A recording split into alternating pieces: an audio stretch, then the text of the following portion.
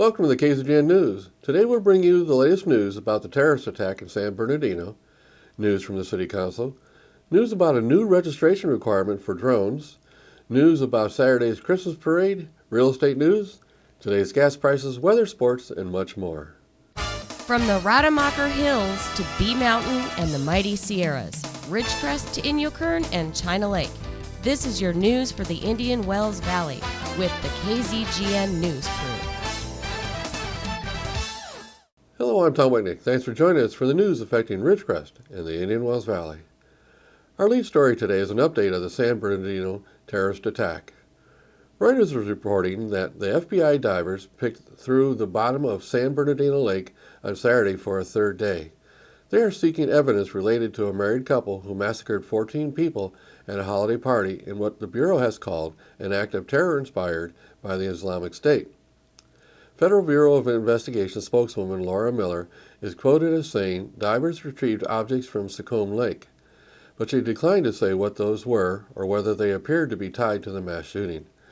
There was one report over the weekend from one news source that said the FBI believed that the couple may have dumped a computer drive into the lake. The San Bernardino Lake, nestled in a public park about 2.5 miles north of the site of the shooting, is believed to be littered with junk and debris.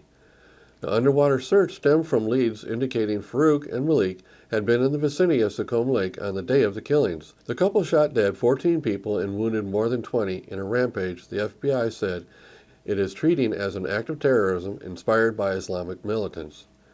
If that is confirmed, it would mark the most lethal such attack on U.S. soil since September 11, 2001.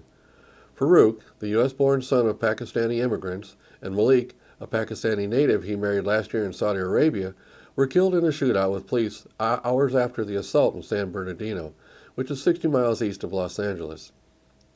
And there is more controversy now on how the government does the background checks on these people. There are reports this morning from news sources that the agency that ran background checks on Malik's wife did so 2 times, and the background checks turned up nothing alarming. However, reports this morning are challenging the government's background check process. There are reports that her Facebook page had postings where she declared her support for ISIS. She even offered an allegiance to them. When reporters asked why a background check might not pick that up, one government official said that with thousands of applications they have to handle, they didn't have time to do that deep of a check. So now the background check process is again in the crosshairs of those that want to limit the influx of potential terrorists from certain countries. The FBI has determined that the couple declared they were acting on behalf of the Islamic State, but FBI Director James Comey has said there was no evidence the militant group controlling vast swaths of Iraq and Syria was even aware of them prior to their attack. On Friday, a fire that appeared to have been intentionally set burned the entrance to a mosque in Southern California's Coachella Valley, some 75 miles from San Bernardino. This raising concerns of a possible reaction to the shooting. A 23-year-old man was arrested on suspicion of arson and for committing a hate crime, according to the Riverside County Sheriff's Department, which has not said if he was motivated by the shooting in targeting the mosque.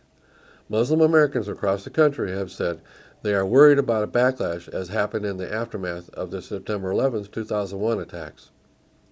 And the final portion of this update is about the guy that bought the rifles used in the attack. The man who purchased the guns was more than just a friend of Farouk. He was also a relative by marriage. Enrique Marquez, who legally bought the guns at least 3 years ago, had a sister-in-law related to Farouk. There are even some reports that 2 of them were even then talking of doing some form of terrorist attack, but no details has been released as to the specifics of that plan. So it is clear that Farouk was in the mindset to do some attacks years ago, maybe even before he met his wife, but nothing ever surfaced to pique government attention. Now, do you own one of those drones that are available just about everywhere? Well, in news out of Washington, we get this AP report. The Federal Aviation Administration announced Monday that owners of many small drones and model airplanes will have to register them with the government. The requirement announced Monday is in response to increasing reports of drones flying near manned aircraft and airports. There was even a report over the weekend of a sheriff's helicopter that had to take severe corrective action to avoid a drone at 700 feet east of Los Angeles last week. Drones are not supposed to fly over 400 feet. The new registration requirement covers aircraft weighing from a half pound to 55 pounds. Drone owners who are 13 and older will have to register on an FAA website that's available starting December 21st. The FAA expects parents to register for younger children. Registration will cost $5, but the fee will be waived for the first 30 days. Owners will have to mark aircraft with an identification number. Those who got drones before December 21st must register by February 19th. People who buy them later must register before their first outdoor flight. There is no information as to what the penalty will be for those that do not register them as required under the new policy. So, if you're considering a drone to give to someone for Christmas, keep the new requirement in mind. Well, this Wednesday, the Ridgecrest City Council will have their last meeting of the year. It will be at 6 p.m. in the City Council chambers at City Hall. On the agenda are these items. Opening the agenda, they will have presentations. First, Chief Strand will make a presentation of Life-Saving Recognition Awards. Then there will be a presentation on developer fees from City Manager Dennis Spear. On the consent calendar part of the agenda, the Council will handle these items. First, they'll consider authorizing the City Manager to sign the Notice of Completion on the Cycle 5 Highway Safety Improvement Program traffic signal modification at 7 intersection projects. Next, they'll consider accepting the donation of R1 single-family real property to the City, which is located at 209 South Gold Canyon Street. The next section of the meeting will be discussion and other action items. First, they'll receive a presentation and have a discussion of Quad State participation. The Quad State Local Governments Authority is a joint exercise of powers authority established between 7 counties in 4 western states. Its member counties are Mojave County, Arizona, California's Imperial, Kern, and San Bernardino counties, Lincoln and Nye counties in Nevada, and Washington County in Utah. The authority's board of directors, which meets quarterly, is comprised of elected officials representing each of the member counties. The City of Ridgecrest has been an associate member of Quad State Local Government Authority for several years, with Steve Morgan representing the agency at board meetings. At this time, Jim Sanders has been appointed to the committee, but scheduling conflicts have prevented active participation on his part. This item is brought before the Council to review the benefits and accomplishments realized by the organization and to consider whether this agency will continue to be an active participant in the Quad State Local Government Authority. Gerald Hillier, Executive Director of Quad State Local Government Authority, will be present to provide information and respond to questions. Next, they'll get a presentation of the October financial report. Then the next part of the meeting will deal with new ordinances. First, they'll consider a second reading and adoption of Ordinance Number 15-04, an ordinance of the City Council of the City of Ridgecrest, amending the Ridgecrest Municipal Code as it relates to medical marijuana cultivation facilities. This modification of the code will prohibit the cultivation of marijuana within the city limits. The city already prohibits the sale of marijuana in the city. This modification will just add to the prohibition the growing and cultivation of marijuana. In other discussion and other action items, they will cover probably the most important item on this agenda. It has to do with the city having a discussion of the Kern County Council recommendation to form a joint powers authority for the purpose of establishing the Indian Wells Valley Groundwater Sustainability Agency. This is the next step in the city participating in the new agency. The Office of County Counsel for the County of Kern has provided a memorandum regarding a recommendation that a joint powers authority be used rather than a memorandum of agreement to form the Indian Wells Valley GSA. This item is brought for discussion and possible minute motion to formulate the City of Ridgecrest response to the recommendation and direct staff to forward a response letter to the County Council. This is an important item. It will lay out the legal method that the city will legally join in the new agency. Now stay with us for news about the Christmas parade when we come back.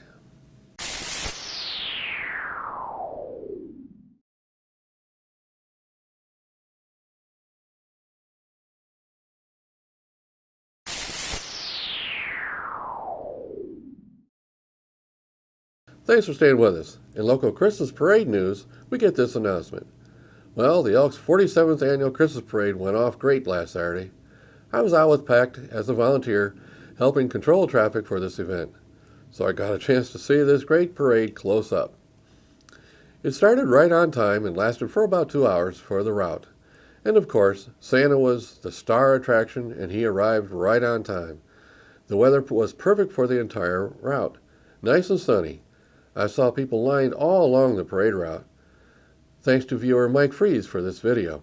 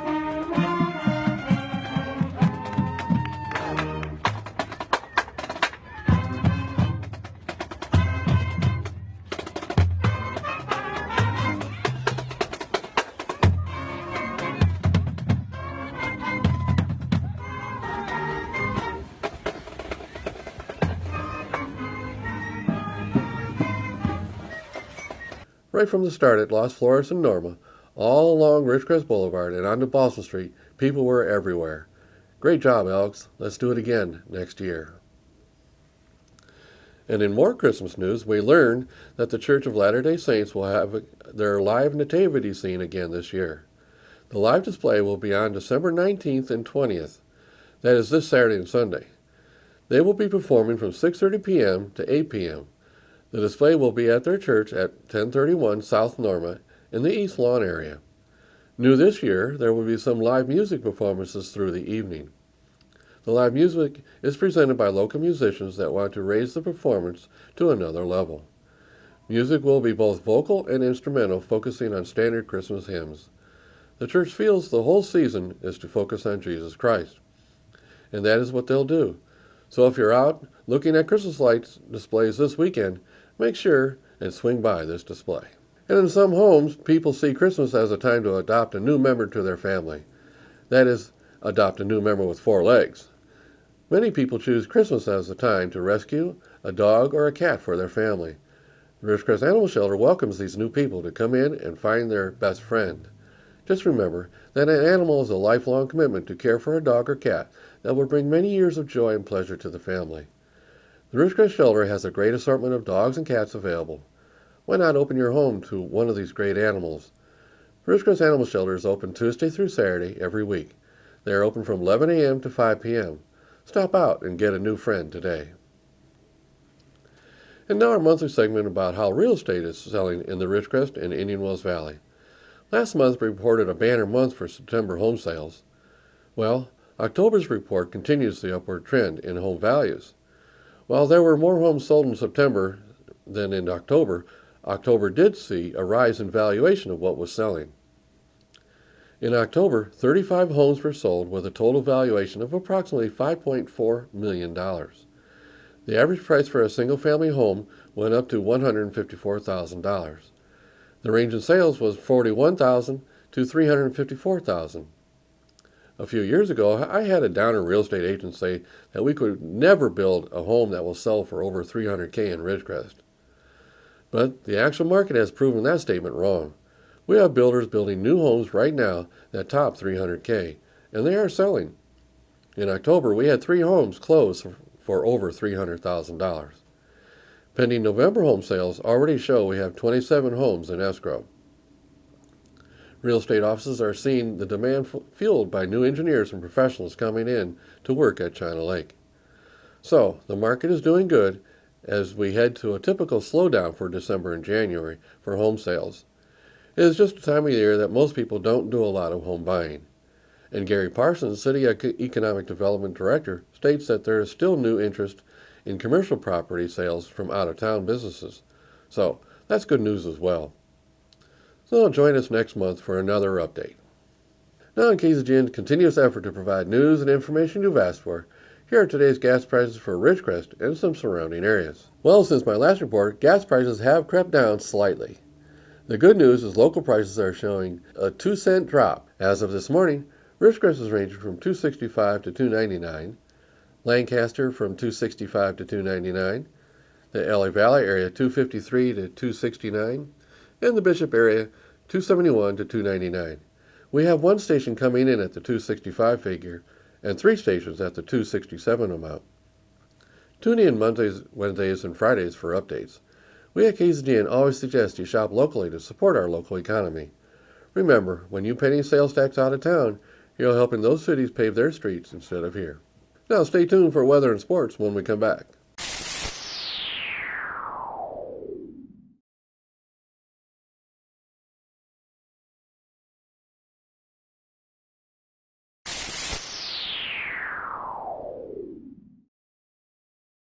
Thanks for staying with us. Let's go to Lane for the weather. Thank you, Tom. From the National Weather Service, a winter storm moving across the western U.S. will bring heavy snowfall from the central Rockies to the central and northern plains on Monday, as well as showers across the desert southwest. In addition, locally heavy rain is possible across part of the upper Midwest. Meanwhile, snow and freezing rain will create travel impacts across northern Maine. Temperatures across the nation: Carolinas is 74, Georgia at 63, Arkansas at 62, northern Texas at 60, Arizona at 50, and LA at 57. And for us locally, tonight mostly clear with a low around 28, west wind 5 to 10 miles per hour. Tuesday, sunny with a high near 49, west wind 5 miles per hour. Tuesday night, clear with a low around 27, southwest wind 5 miles per hour. Wednesday, sunny with a high near 50, with a calm wind. Wednesday night, partly cloudy with a low around 30, south wind 5 miles per hour. And Thursday, mostly sunny with a high near 54, with a calm wind. And that is your forecast for the IWV. Now back to Tom. Thanks, Lane. And now we go to Tom Eck for sports. And a very pleasant Monday, late afternoon, early evening. Let's talk about the weekend sports. First of all, locally up at Saracosa this past weekend, junior high girls basketball tournament. Some exciting games. 7th grade championship trophy went to local Monroe High School, coached by Jean Lepresti. The team played very well, went undefeated, got by a couple very good opponents to win another trophy 2 years in a row for Monroe. Now, in the 8th grade division, Jacobson of Tehachapi took first place in the round robin, followed by Monroe and then Murray. Let's talk about the mixed division. It was a very good performance by St. Anne's. They defeat Trona. Great game, came down to the very end. So congratulations to St. Anne's. Now, a week ago, their boys team won the mixed division, and the girls team wins the division this past weekend. All right, college football, oldest rivalry game in all of sports, Navy and Army, 23-19. The Naval Academy wins. Army gave it a good game. Army only had 2 wins coming into that game. Navy finishes the year at 11-2. NBA, the Warriors had won their first 24 games of the season, longest streak in the history of the NBA for the best start. Well, they went into Boston on Friday night. They win in double overtime, and then they go play Sunday against helpless Milwaukee and lose to the Bucks. However, Golden State, they got to be exhausted. 7-game road trip. That was their last game on the road trip. They ended up 6 wins, 1 loss. No team in the NBA history has ever won 7 consecutive road games, not even the Lakers in their heyday. All right, speaking of Milwaukee, they'll visit the Lakers. The poor Lakers just got off their longest streak of the year, I should say road streak of the year. They went 1-6 in their last 7 games touring the East Coast. The Lakers right now currently 3 wins and 20 losses. They're at the bottom of the Pacific Division. All right, let's talk about the NFL. Some great games yesterday. New England over Houston. That wasn't one of them. 27-6. Houston now 6-7. However, the good news for Houston, they're in the worst league in the NFL, and they're tied with the Indianapolis Colts. Both teams are 6-7. Someone's going to have to make the playoffs from that poor division. We'll talk about Indy in a second. Green Bay 28, Dallas 7. Oakland over Denver. Boy, that was kind of an upset. Denver didn't play very well in the second half. They led at halftime. Philadelphia 2 wins in a row. They beat Buffalo. That's an upset. Philadelphia, 2 wins in a row against anybody's an upset. Cleveland finally gets a win. Johnny Manziel led the pack. They beat the poor 49ers. The Rams get a win against the Lions. Saints a winner over the Bucks. The Jets have won 4 in a row. They're 8-5. They're in a wild card spot right now. Jacksonville yesterday, 51 points. Jacksonville hasn't scored 51 points in franchise history. They beat Indianapolis, who was tied for first. Indy now 6-7. But as I mentioned, they are tied with the Texans, both teams 6-7. Flip a coin, someone's got to back into the playoffs from that division. All right, let's talk about Kansas City. Another win at home. They've only lost 1 time at home this season. They beat San Diego. The poor Chargers are now 2-10. And Washington over the Bears, 3 in a row for the Redskins under John Gruden. And then Carolina, the only undefeated team in football, goes 13-0. They beat up Atlanta 38-0. That game played in Charlotte. All right, Arizona 23, Minnesota 20. That was probably the game of the day. Good comeback win for the Cardinals. Arizona only 2 losses this season, 11-2 right now. And Seattle 35, Baltimore 6. Baltimore is falling apart. Seattle doing what they have to do when they have to do it.